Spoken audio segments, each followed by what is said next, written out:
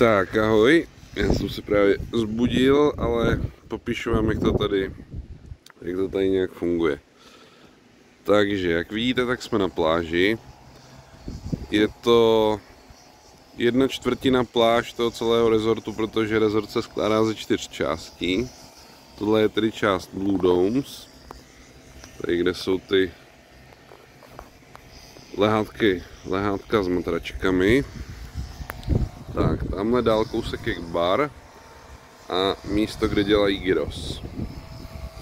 Protože je barů tedy více, dohromady 6, tak různě po rezortu jsou takovéto krabičky, kam může člověk dát sklenku nebo sklenky po tom, co dopije. Tak, teďka půjdeme dál. Vidíte, že tady zatím nikdo není. Tak, tady je něco jako tělocvična, kde se cvičí aerobik. Nebyl jsem. Nebudu.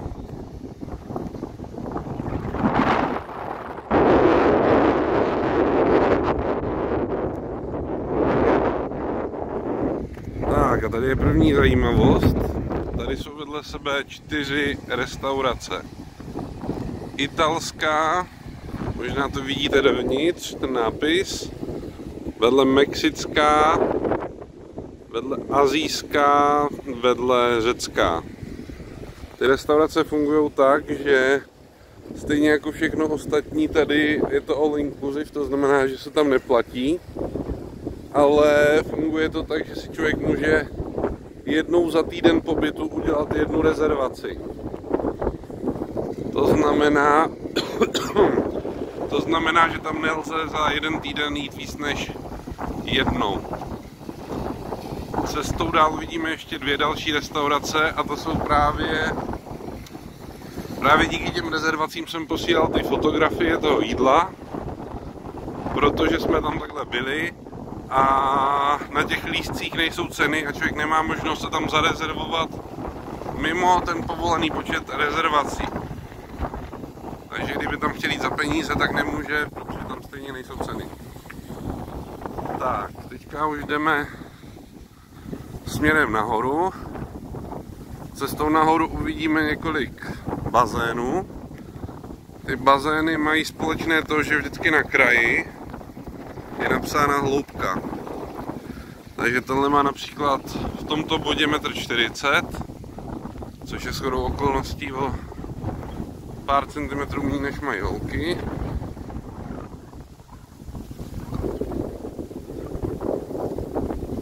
Bazény jsou sladkovodní,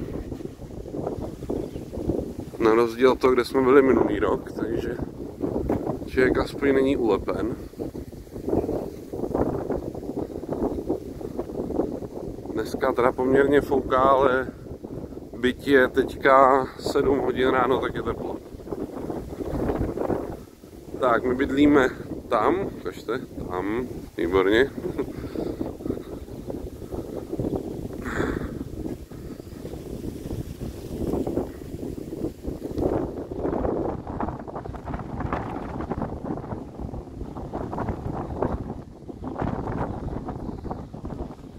Tak, tady se dostáváme, tady kde jsou ty jakoby slunečníky designové, tak to je hlavní bar. Vidíte, že ty bazény jdou takto v kaskádě, tudíž jeden je nad druhým a nad dalším.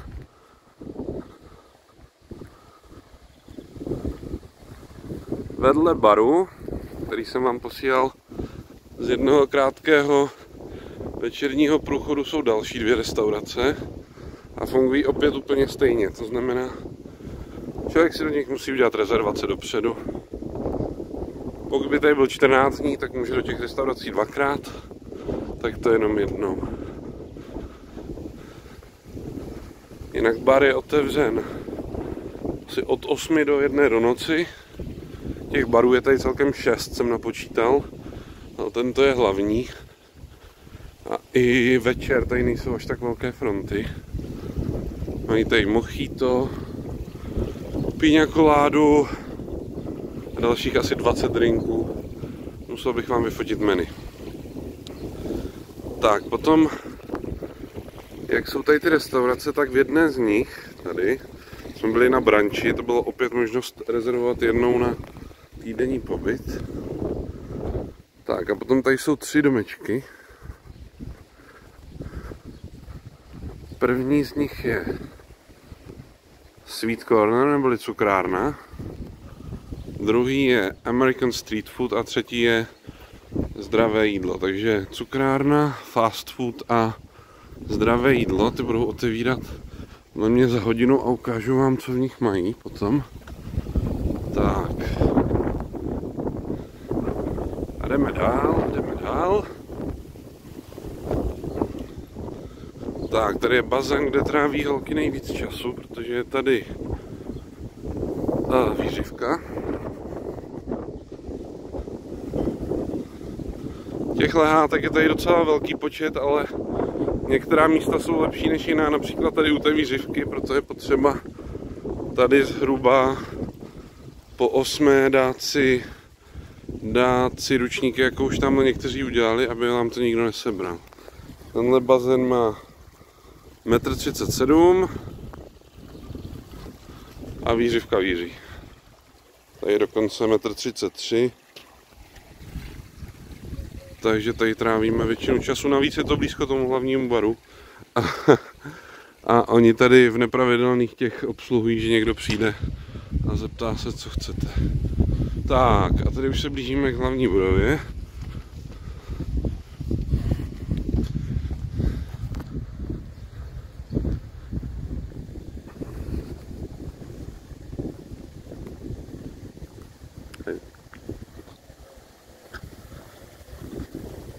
Tady má bazén 1,32.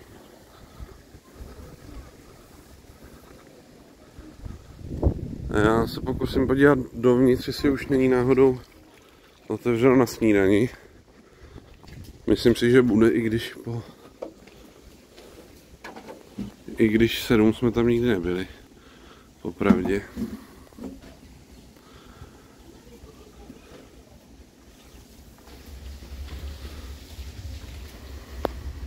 Jak vidíte, je to všechno docela do kopce.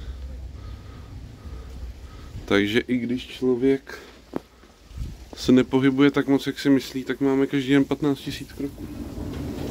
Tak. Tady vstoupím do výtahu.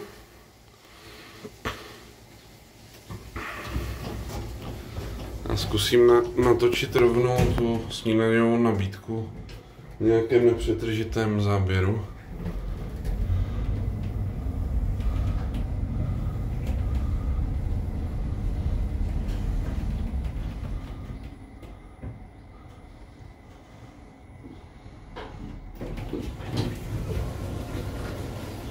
Tak, tady je to nějak zrovna dělají údržbu, nicméně tady je bazén, na kterém jsme mysleli, že se nemůžeme koupat, a pak jsme tady viděli nějaké opilé Brity, takže tak, tady vidíme výhled na Blue Domes. Tak, snídaně je zjevně už otevřená, takže já to zkusím proběhnout.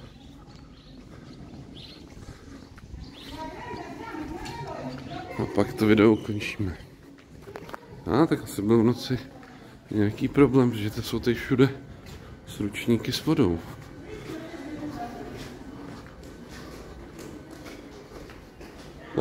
Hello.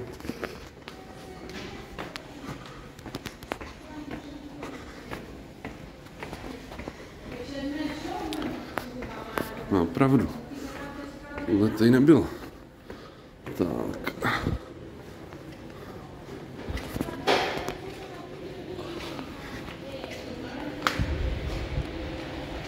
Tak a tady, počkejte, já vám ukážu hlavní lobby. Takže tady nás přivítali, když jsme přijeli.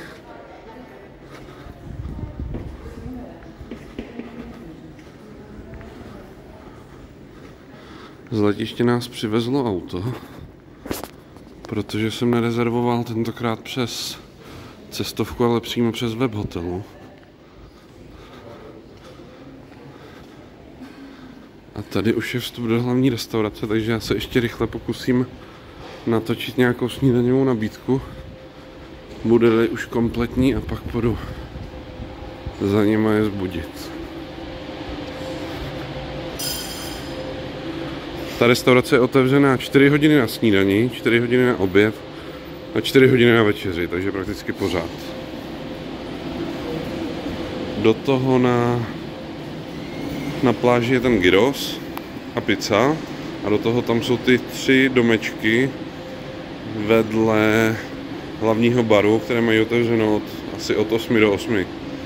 Takže o jídlo opravdu není nouze. Tady mají české smaženky.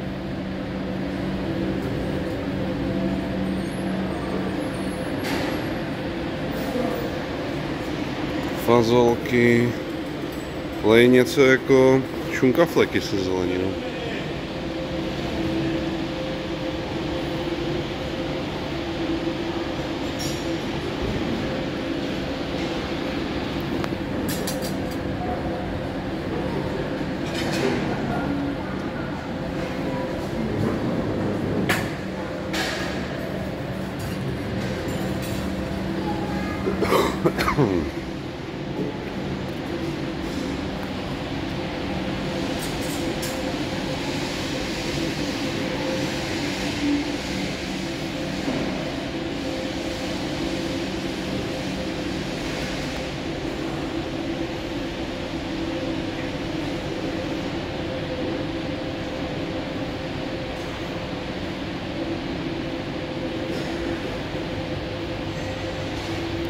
Tady 50 druhů mléka.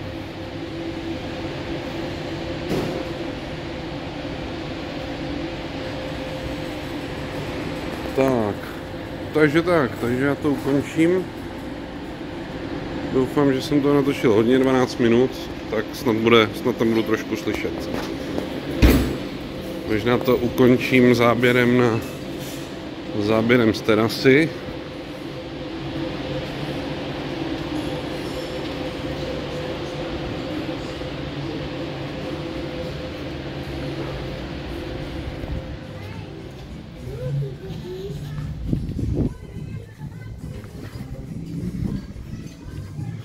Takže tak, to je Mythi's Blue Domes.